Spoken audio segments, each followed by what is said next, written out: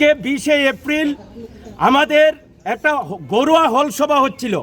এই ধর্মঘটের প্রস্তুতিতে গোটা দেশব্যাপী কর্মসূচির অঙ্গ হিসাবে কিভাবে আমরা আমাদের মহকুমায় এই কর্মসূচি রূপায়ণ করতে পারি তার জন্য একটি গরুয়া সভা।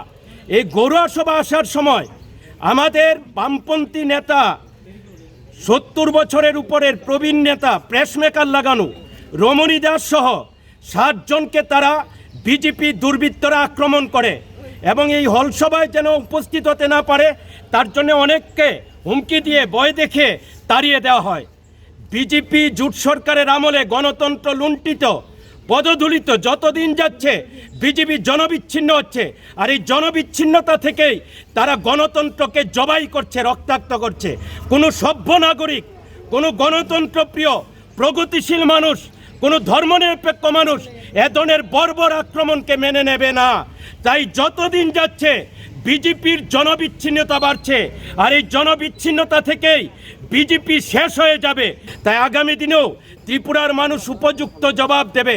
যেভাবে তারা গণতন্ত্রকে রক্তাক্ত করছে, লুণ্ঠিত করছে, তার জবাব দেবে। আজকের এই ঘটনার তীব্র নিন্দা জানাচ্ছি, ধিক্কার জানাচ্ছি এবং আসামিদের গ্রেপ্তারের জন্য দাবি জানাচ্ছি এবং নিন্দা জানাচ্ছি আমরা।